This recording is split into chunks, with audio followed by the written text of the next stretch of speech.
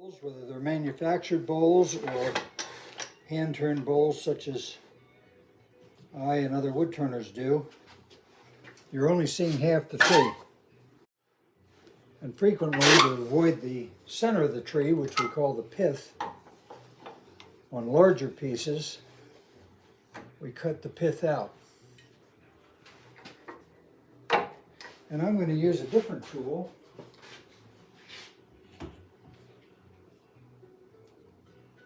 Known as a bowl gouge.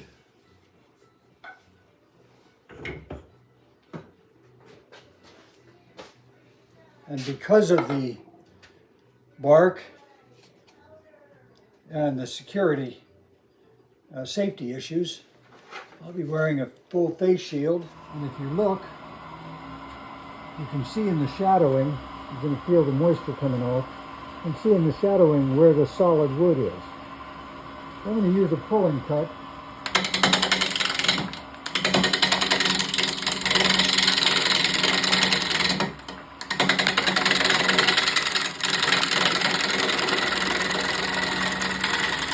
This is going to be the bottom of my bowl. This is going to be the top or inside. And when we're making bowls, our number one step is to take it from round, rough to round, and to design the profile of the outside. Our second step will be to hollow it.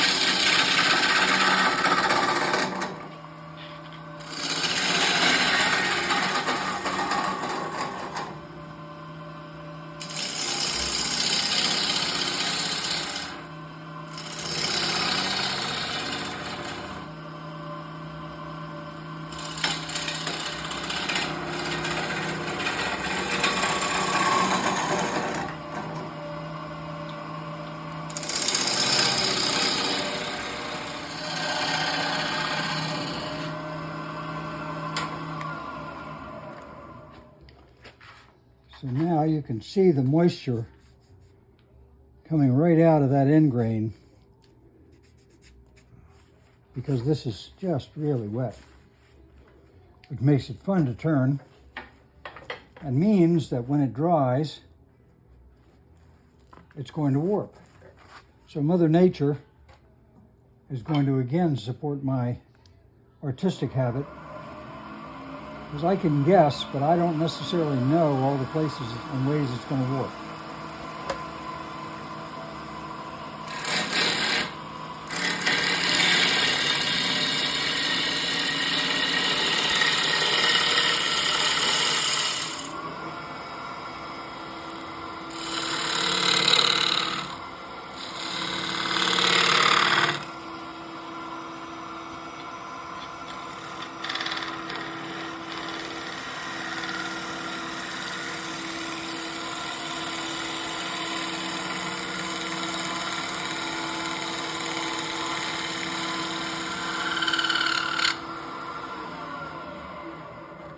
So now you can see the moisture coming right out of that end grain because this is just really wet. It makes it fun to turn and means that when it dries, it's going to warp. So Mother Nature is going to again support my artistic habit, because I can guess, but I don't necessarily know all the places and ways it's going to work. And once again, because this is so incredibly wet, there is absolutely no point in sanding it now until it has dried. I have a tenon which I'm going to use a chuck to hold this on. I'm thinking I'm going to keep that piece of bark. Maybe not. I'm going to take this around a little bit more. This is beautiful. It's just really exciting and magic, the way it just jumps out at you. and reveals itself. So that's step one. We have gone from rough to round, given shape to our bowl and smoothed it. One of the other fun facts is that when we're finished this bowl, even though it's wringing wet, we can eat out of it this afternoon. So this lathe really doesn't like to run at 700 RPM. It gets a little vibration in it. Yeah. For some reason, I've never been able to get it out of it. And I've had the lathe for 20 some years now. But if I go up just a little bit, Yeah. clears it right up, and it's not a problem. Or down a little bit. That's fine. So we have turned our bowl around and chucked it on a self-centering 4-jaw heavy chuck. And you have to remember that the only thing holding this in place while I work on it is these jaws. But it works out pretty well, and most of the time isn't too dangerous. Most of the time. Let's see, there's some times when I have things sticking out of the ceiling. At any rate, this nice little bowl, it's going to be about an 8 or 9 inch across bowl with about a 4-inch depth. My plan now is to face it and hollow it, getting a nice even wall thickness and smooth on the inside. Again, I have to smooth it directly from the sharpened edge because I can't sand it. I'll be able to sand it in about, maybe 6 weeks. Okay. It'll take a while for it to actually dry, and we only lose about 10% of them to cracking, and we manage that by filling the cracks with sawdust and glue and then sanding again. So I'm going to begin hollowing by facing the front of it.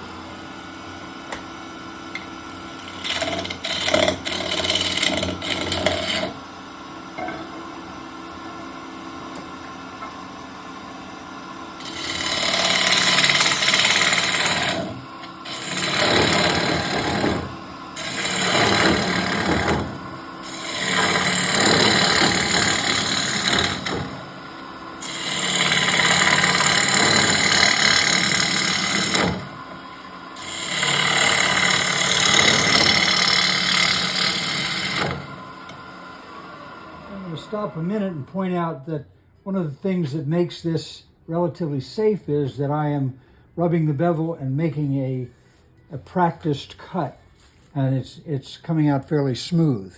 You wouldn't get that if you're just jamming something in there and grinding away at it. You also run the risk of this bowl coming off here and flying across the room.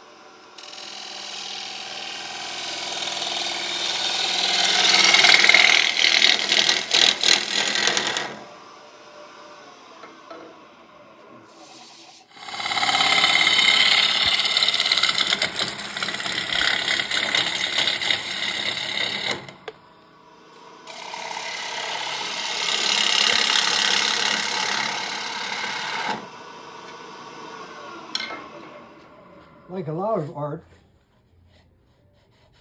there are some decisions to be made when it's in process, and knowing when and where to start and stop can be critical. I can't remember who the author is, but somebody said art consists in drawing the line somewhere. What they didn't add is great artists know where to draw it.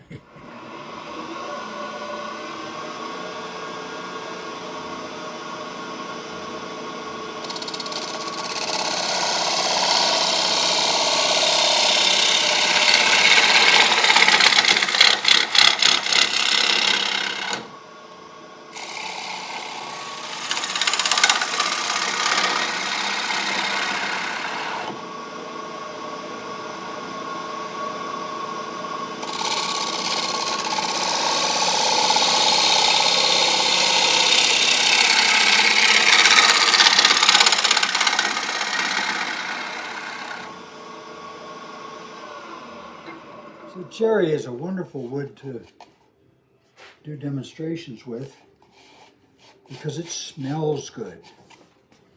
There are other woods like I'm enjoying this. red oak that smell like a dog just left a mess when they're wringing wet the way this is.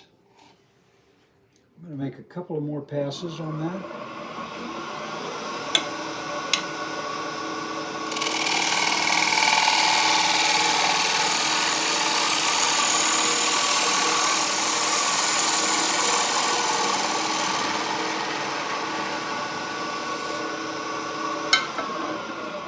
And the way to test a bowl is to run the back of your hand in it.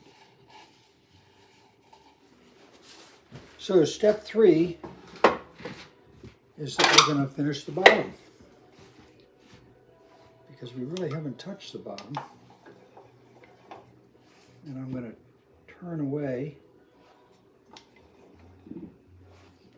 that little tenon I made to hold it for hollowing. And remembering the grain now is running this way. So that's quite different from what we did with spindles. And this is called a jam chuck. I did all right on that. I'm just going to use a shorter chisel. It's handier for working in here close by.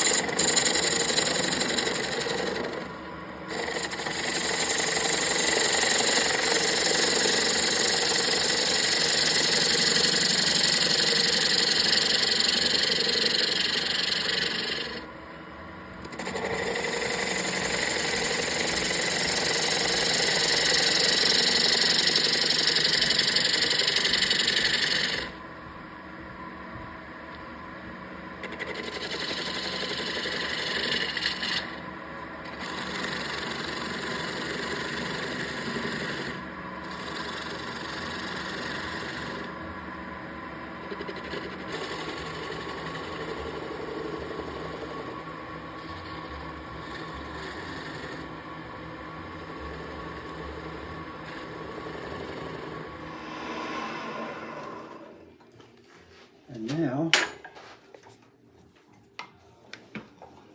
I'm going to pop this off across the grain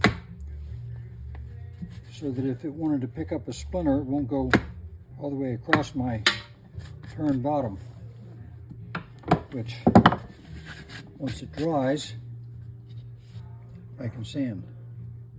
I'm letting it swell up. And usually Mr. Chips is in here hoping I'll dribble. I don't use the Bounty towels because the stuff's expensive and I want it to get into the wood. But we'll see if this will work. I may not have gone with a thin enough wall, but we'll see. Frequently, you can see the walnut oil come through. I do use other products. People like shiny things. And so this is a particular commercial wood bowl oil-based finish, which is good. My friction polish is actually good. It's shellac based, and people eat shellac all the time.